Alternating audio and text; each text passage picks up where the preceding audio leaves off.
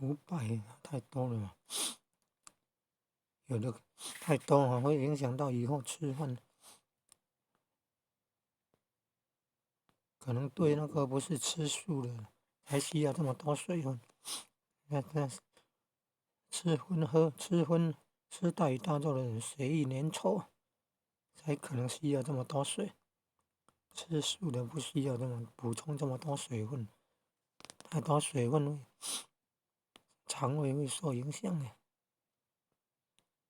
脾湿啊，脾内湿，脾胃湿气太重500cc 你不能固定，要看那个血液粘稠程度，因人而异啊。